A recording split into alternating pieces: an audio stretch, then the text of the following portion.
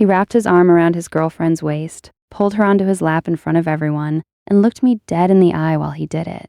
He wanted me to feel something. Jealousy, regret, anything. So I gave him something instead.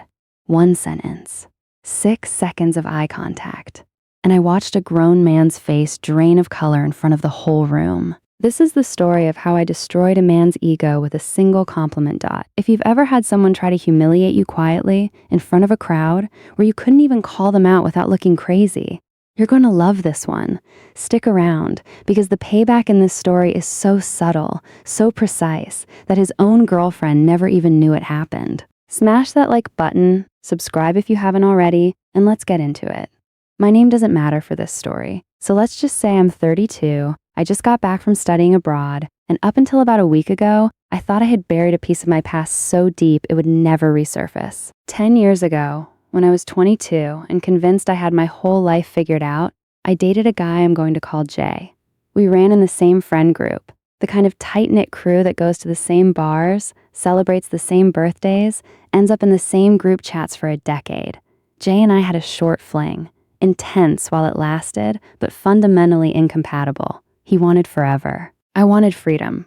We were, in every sense of the phrase, oil and water, or maybe more accurately, rubber and glue. Whatever hurt he tried to throw at me, I just wouldn't let it stick, because I knew, deep down, that staying would have hurt us both more in the long run.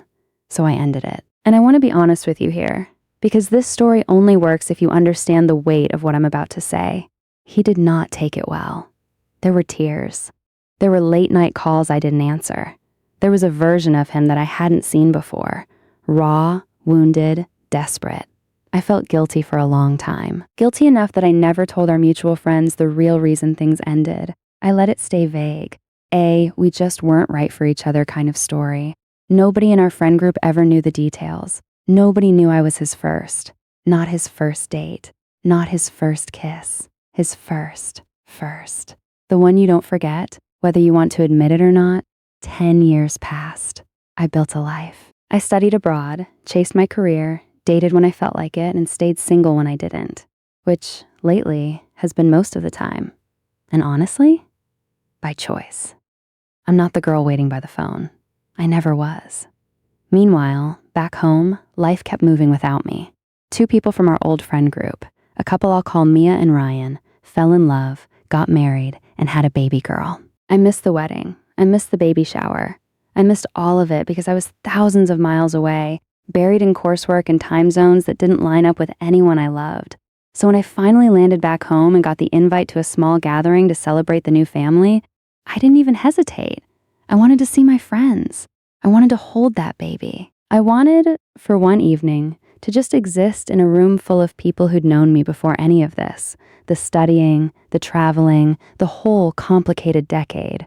There was a small, nagging thought in the back of my head as I got dressed that night. Jay might be there. I pushed it down. It had been 10 years. We were adults. Surely it would just be fine. The escalation. It was not fine. The second I walked through the door, I saw him. He looked older, obviously, but familiar in that unsettling way exes always are. Like looking at a photograph of a stranger who used to know all your secrets. And right beside him, practically glued to his side, was a woman I'd never met, his girlfriend. Here's the thing about walking into a room where your ex is standing with someone new. There's a flicker, a half second of oh, and then it passes, and you move on with your night, because that's what adults do. Except Jay didn't let it pass. Almost immediately, and I mean immediately, he pulled his girlfriend close and kissed her. Not a peck, a performance. And then, as the night went on, whenever I was within earshot, he'd pull her onto his lap, wrap his arms around her like a trophy on display, and start talking, loudly, about how she was the best he'd ever had, how she was perfect, how nobody else had ever compared to her, how he'd never felt anything like this before with anyone.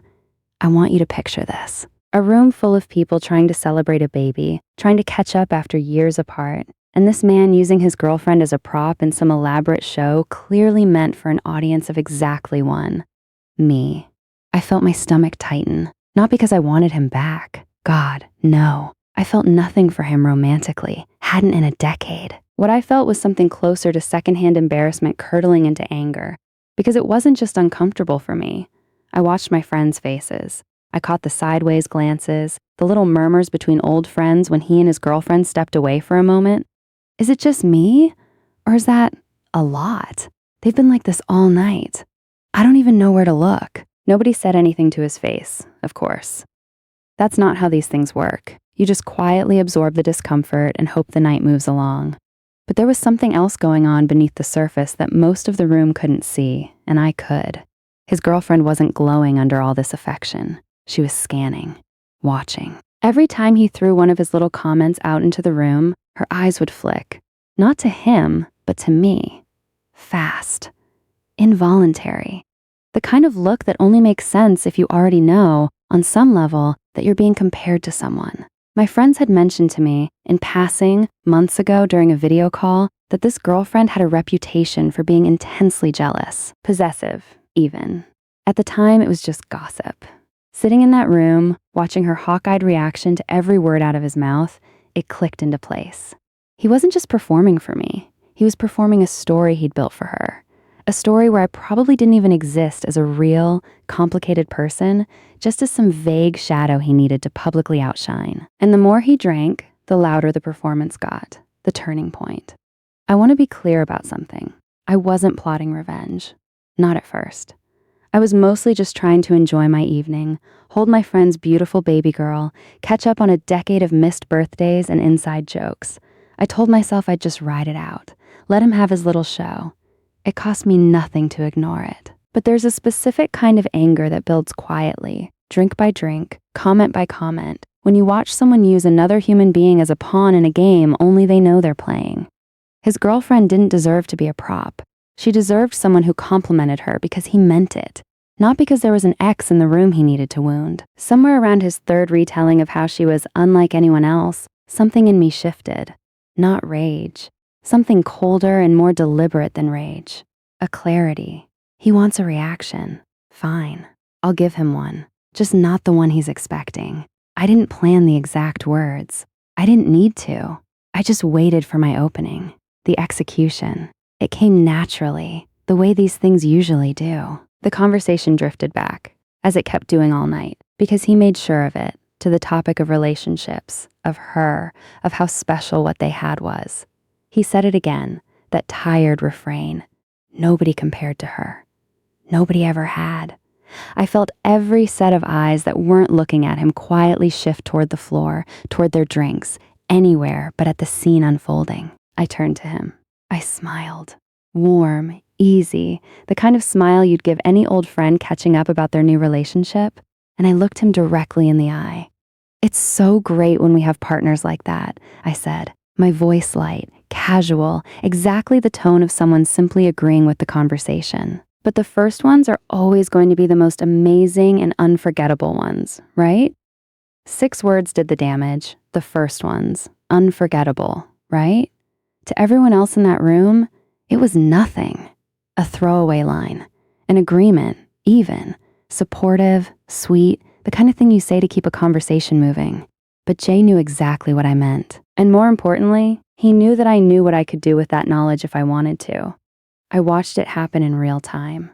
His smile, the practiced, performative one he'd been wearing all night, faltered, just slightly. His eyes widened for half a second before he caught himself. His shoulders, which had been thrown back in that arrogant, look what I have posture all evening, dropped. Just a fraction, but I saw it.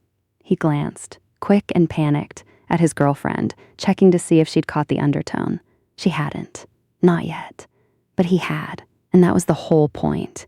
He laughed, too loud, too fast, and changed the subject. For the rest of the night, Jay was a different person. Gone was the performance, the lap sitting, the loud declarations of undying devotion delivered like a dare.